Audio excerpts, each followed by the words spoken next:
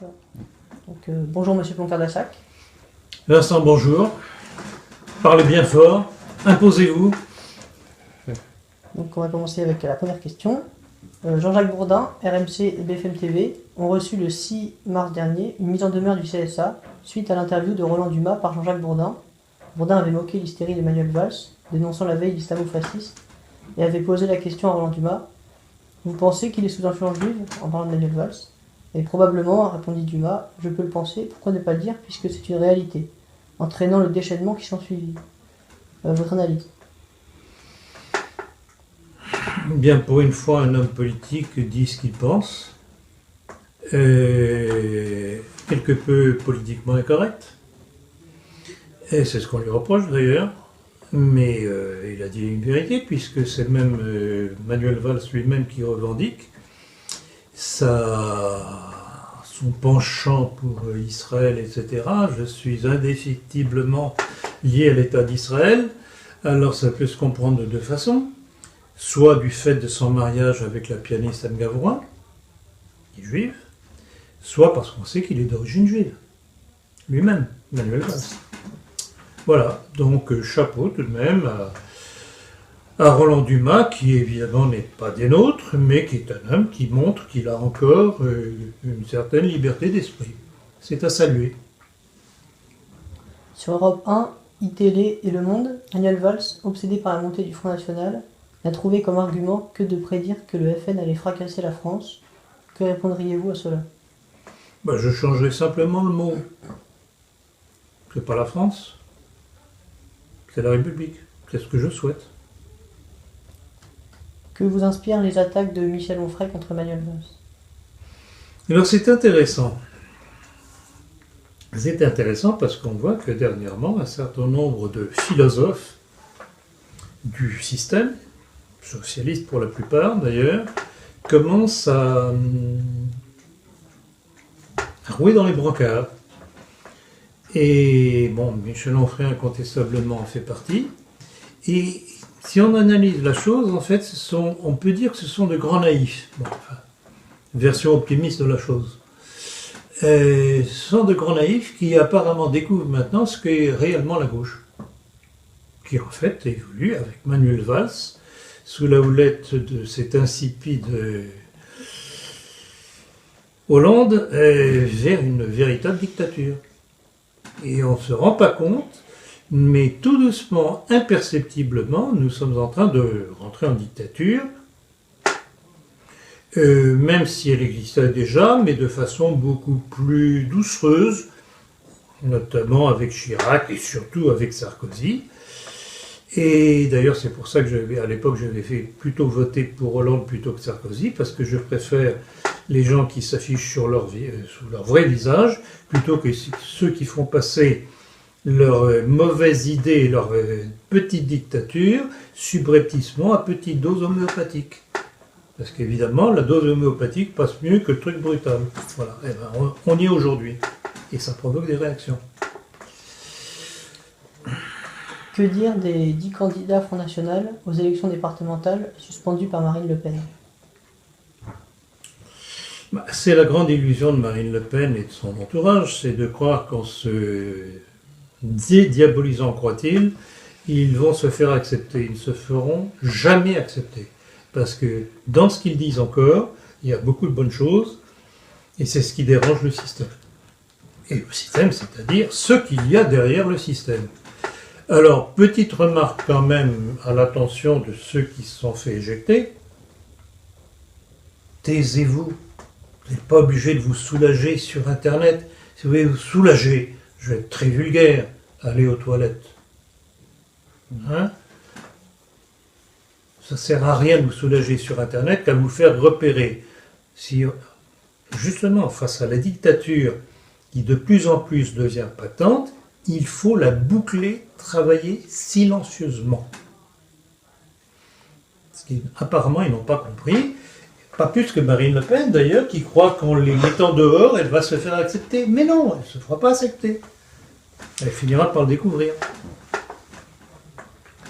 Yves Damécourt, tête de liste UMP en Gironde, a expliqué dans un entretien à Rue 89 qui était prêt en cas de présence du Front National au second tour, a appelé à voter pour un candidat communiste.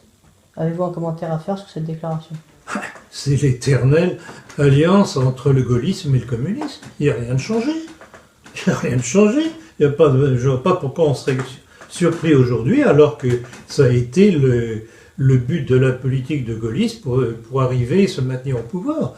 Tous les crimes gaulo-communistes, c'est pour ça qu'on dit gaulo-communistes, viennent de cette alliance entre le gaullisme et le communisme. Rien de nouveau sous le soleil. Avez-vous un commentaire à faire sur la sortie du second numéro des Survivants de Charlie Hebdo? Ils continuent toujours leur blasphème. Il n'y a rien de changé. Ils changent un petit peu, ils édulcorent un tout petit peu, sauf vis-à-vis des symboles chrétiens.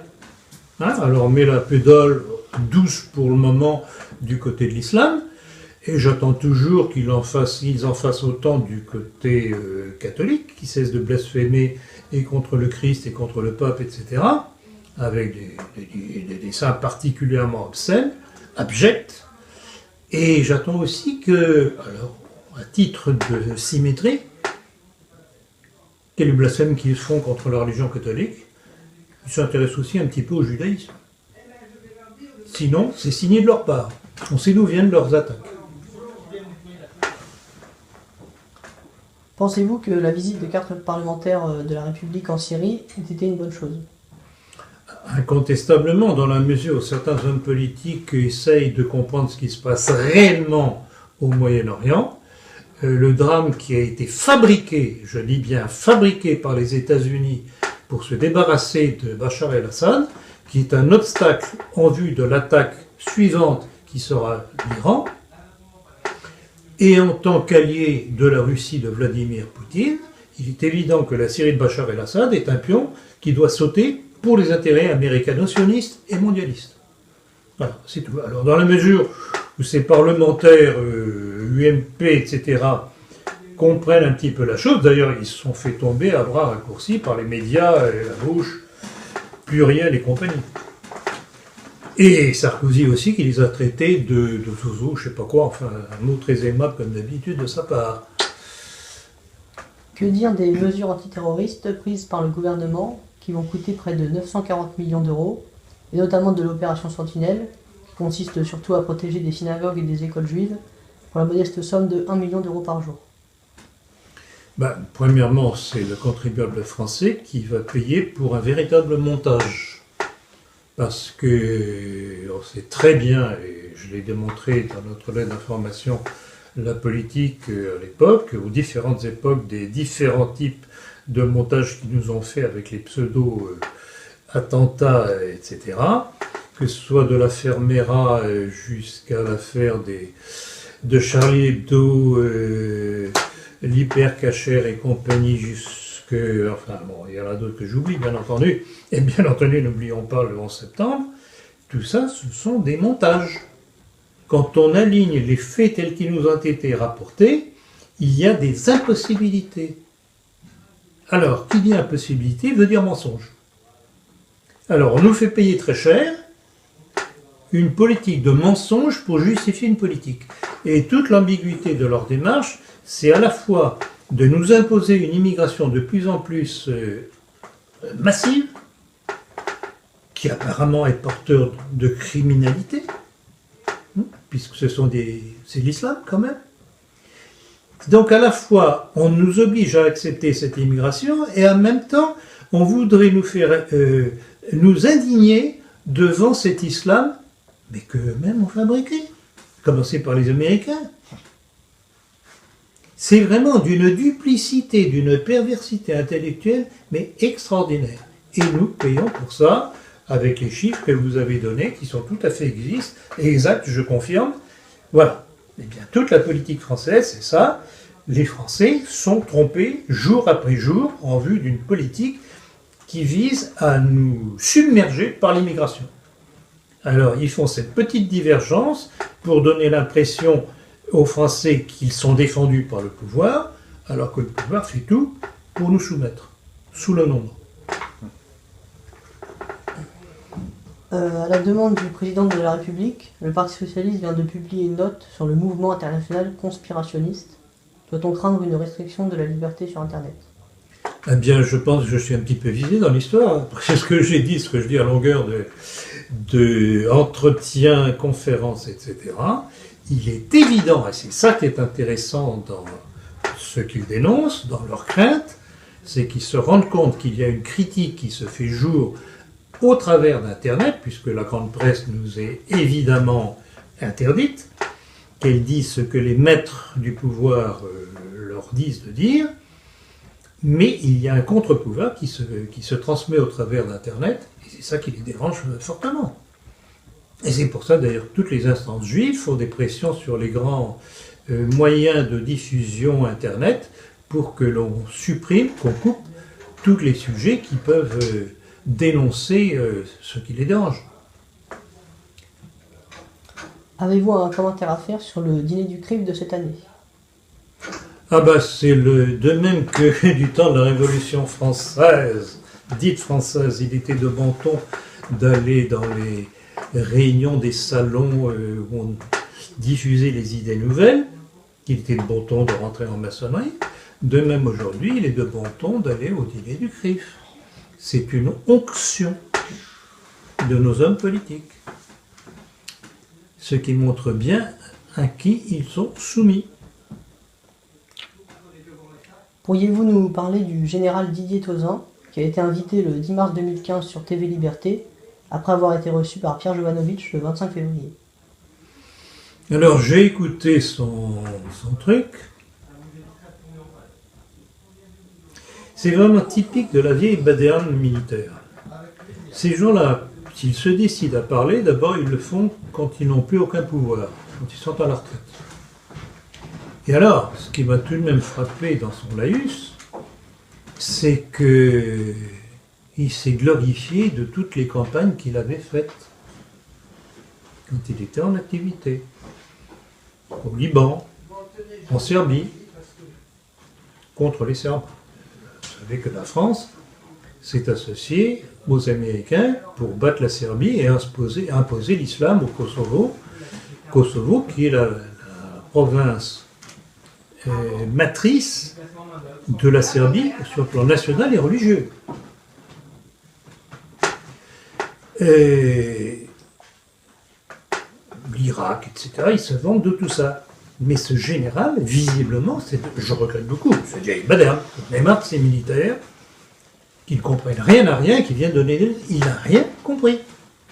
Et il se glorifie de ses campagnes, croyant avoir servi la France, alors qu'il n'a servi que les intérêts du mondialisme. Alors il y en a marre.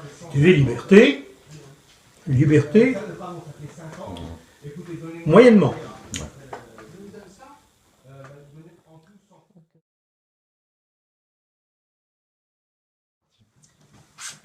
Depuis sa victoire aux législatives le 26 janvier 2015, Alexis Tsipras a-t-il fait trembler l'Union européenne?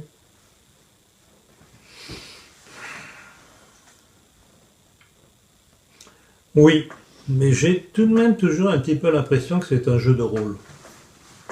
En tout cas, Tsipras, il est certain, il va jouer le double jeu, s'appuyant à la fois, enfin, monnayant du côté de l'Europe communautaire, en faisant miroiter qu'il pourrait s'allier avec la Russie, qui d'ailleurs lui tend la perche. On voit très bien Poutine, il n'y aura pas une occasion de « Ah, tu as un petit problème avec l'Europe ou avec les Américains? Hop, viens mon ami, on va t'aider. » C'est action-réaction, action-réaction. J'avoue que j'aime beaucoup le jeu de Poutine. Bon, donc Tsipras, oui, on verra. Mais enfin, je n'ai pas une confiance absolue, c'est le point qu'on puisse dire, envers le personnage. Quels sont les résultats de la guerre menée contre l'État islamique depuis plusieurs mois? Et je ne dirais pas qu'ils sont remarquables, ou alors ce serait un contresens. Parce qu'on l'a signalé d'ailleurs dans la politique, un petit peu d'information. Il y a tout de même une chose curieuse, c'est que dans un des numéros du Wall Street Journal, ont été publiées des cartes des zones d'influence et d'occupation de Daesh, d'État islamique. Alors curieusement, depuis les bombardements américains contre les positions du Daesh, celui-ci, nous dit le Wall Street Journal, a triplé l'étendue de son territoire. Oh, c'est curieux ça quand même. Alors, ou bien ils ne savent pas viser, ou bien ce sont les troupes de Bachar el-Assad qui sont visées. Hein? C'est pas curieux ça?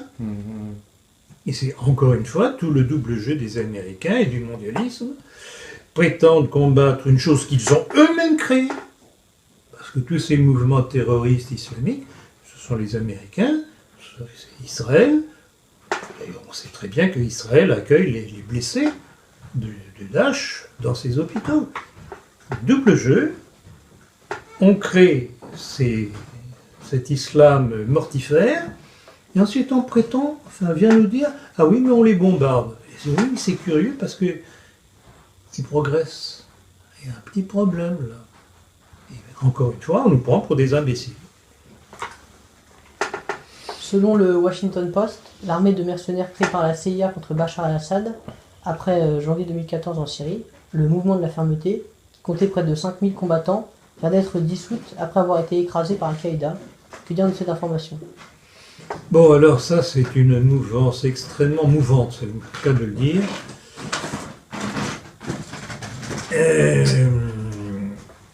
En fait, ce sont des mouvements qui sont difficilement définissables.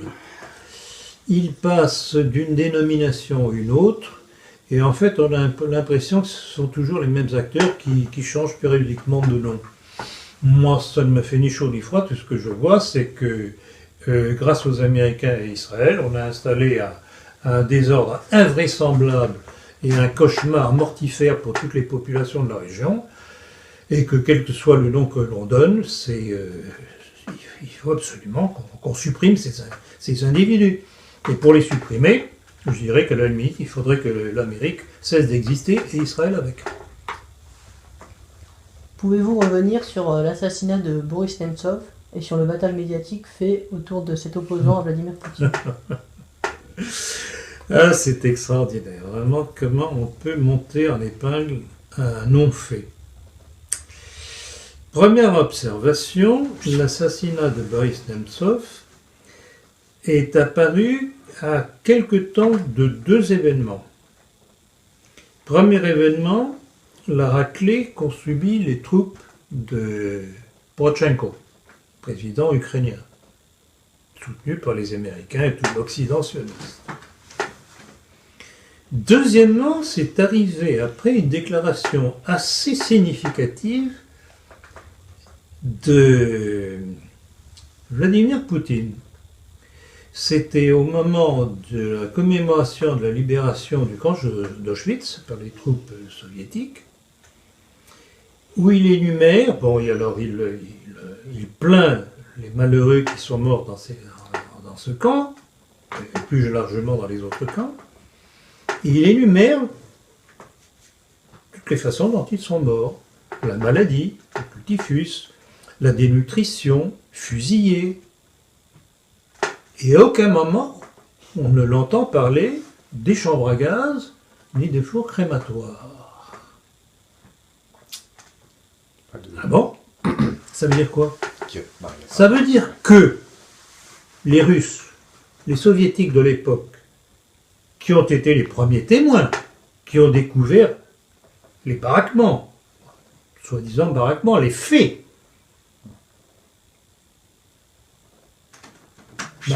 n'en parle pas.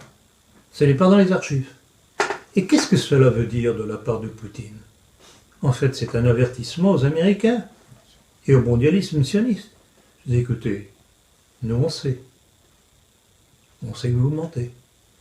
Point à la ligne. Et voilà pourquoi on nous a sorti Nemtsov. Or Nemtsov, aux dernières élections en Russie, il avait fait 1% à peine. Et on va nous bassiner avec soi-disant, cette terreur pour Poutine qu'il a fait abattre. Est-ce qu'on abat un homme pour 1%? S'il y avait quelqu'un à abattre, ce serait plutôt George Soros, quitter l'équipe toutes ces ONG qui cherchent à déstabiliser la Russie et tous les pays alliés de la Russie. Quelles ont été les suites au cessez-le-feu décidé lors des accords de Minsk II du 12 février 2015?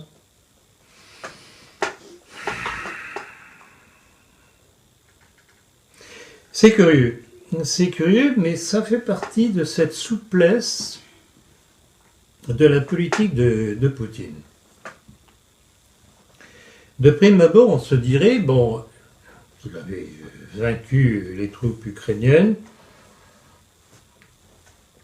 dans toutes les villes où il y avait l'affrontement, que progressivement il avait grignoté le territoire, que ça descend petit à petit du côté de la Crimée.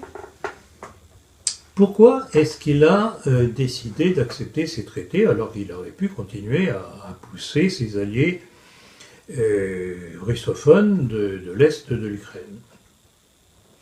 Ben, je crois qu'en fait, il joue le temps. J'ai souvent rappelé que c'était un judoka et un joueur d'échecs, entre autres choses. Il joue le temps, il joue ce que ses adversaires attendent de lui, qu'il fasse une faute. Eh bien non, lui attend que les autres fassent une faute. Donc, il accepte. L'autre propose une paix, Porochenko propose une paix parce qu'il voudrait bien pouvoir se réarmer avec les armes que les Américains sont en train de lui livrer. C'est évident que Poutine n'est pas dupe, mais il laisse faire, parce que dans le même temps, il y a de très gros problèmes internes en Ukraine. Donc, il laisse pourrir la situation. Pour moi, c'est ça l'explication de cette acceptation des traités de Minsk. Selon l'agence Frontex, le nombre de clandestins entrés dans l'Union européenne en 2014 a triplé par rapport à l'année précédente, soit près de 274 000 migrants illégaux. Quelles sont les causes et quelles conséquences peut-on craindre pour notre pays? Les causes. Mais, première cause, c'est la décolonisation gaulliste. Ne serait-ce que pour tous les pays d'Afrique subsaharienne et l'Afrique musulmane, c'est la décolonisation. Ces peuples qui sont soi-disant indépendants aujourd'hui, qui n'arrivent plus à vivre et à survivre, qui sont la proie des maladies, des guerres tribales, des ceci et de cela, eh bien, ils n'ont le salut que de venir chez la foi colonisateur. C'est tout de même assez drôle, si on peut rire de ça. Ça, c'est un des éléments. Le deuxième élément, c'est qu'il y a une immigration supplémentaire de boat people qui s'est ajoutée avec toute la déstabilisation du Moyen-Orient grâce à la politique américaine et sioniste et israélienne. Donc l'un se rajoute à l'autre, et c'est ce qui fait, c'est cette véritable invasion que dénonçait à juste titre Raspail. Vous savez très bien ce que je pense de Raspail. Autant je respecte ce qu'il a annoncé dans le camp des Saints, autant je répudie, mais totalement et fermement, sa vision défaitiste, comme quoi c'est trop tard. Il n'est jamais trop tard quand on veut se battre. Et si on veut inverser les flots, eh bien c'est migratoire, c'est pas compliqué. Il faut remettre de l'ordre et en Afrique et au Moyen-Orient. Et ça passe par la défaite des États-Unis et de son allié israélien. Et c'est pour ça que je compte sur Poutine. C'est pour ça qu'il leur fait peur, d'ailleurs. Pouvez-vous évoquer les prises de position récentes du gouvernement égyptien de Abdel Fattah al-Sisi? Je dirais géométrie variable. Un jour, il appuie le Hamas, le lendemain, il le répudie, puis il refait ami avec. Il faut savoir que l'Égypte ne survit qu'à l'aide des subsides américains et que l'armée égyptienne est payée par l'argent américain. Ceci explique cela. Ceci dit, en son fond intérieur, je pense que s'il pouvait s'en détacher, il le ferait. Et là aussi, on verra quelle pourra être à long terme l'influence de la Russie sur l'Égypte. C'est un jeu extrêmement subtil qui est en train de se jouer actuellement, du type action-réaction, qui est terriblement dangereux, parce que dans la mesure où les Américains, et ils s'en rendent compte, sont en train de perdre la main dans le monde, ils vont peut-être essayer de jouer le gros coup, de lancer une troisième guerre mondiale sous un prétexte ou un autre. On ne sait jamais. De toute façon, les deux premières leur ont tellement servi que ça leur donne des idées. La Catalogne poursuit son projet sécessionniste. Que dire de cela et des indépendantistes séparatistes en général? C'est de toute façon le dessein mondialiste, c'est-à-dire de supprimer l'État-nation en le fragmentant en régions soi-disant autonomes, je dis bien soi-disant autonomes, qui seront beaucoup plus fragiles vis-à-vis du pouvoir mondialiste. Une nation à la limite, cohérente, veillant à ses intérêts, qui n'est pas notre cas malheureusement, peut tout de même mieux se défendre qu'une région. Et je rappellerai d'ailleurs toujours ce que j'ai cité dans mon livre Le complot mondialiste, qui n'est pas là, la déclaration du général Wesley Clark, qui est d'origine juive d'ailleurs, puisque son nom est en réalité est Kahn. Clark, c'est le nom du mari de sa femme, de sa mère qui s'est remariée, qui disait, parlant de toutes ces régions qui allaient se rendre indépendantes, ce seront nos clients. C'est dans mon livre Le complot mondialiste. Donc le jeu est très simple, créer des entités faibles de façon à les avoir soumises aux intérêts anglo-saxons, mondialistes. Que pouvez-vous nous dire sur le discours de Benjamin Netanyahou au Congrès américain le 3 mars 2015? Il est allé vendre ses salades. Et comme le Congrès est à majorité républicaine, c'est-à-dire entre les mains des néoconservateurs américains, alors pour ceux qui ne sauraient pas ce que sont les néoconservateurs, ce sont d'anciens trotskistes juifs qui se sont reconvertis sous l'étiquette néoconservateur pour mieux pénétrer dans la société américaine, d'où toutes les guerres du mondialisme, les deux campagnes contre l'Irak, jusqu'à aujourd'hui, toute la déstabilisation du Moyen-Orient. Eh bien, on a terminé alors. Terminé, déjà En tout cas, ce sont des questions bien précises et vraiment, ça me fait toujours plaisir de répondre à des questions claires, parce que ça permet aussi des réponses claires, je l'espère. Voilà, eh bien, merci Vincent. Au revoir. À la prochaine. À la prochaine fois.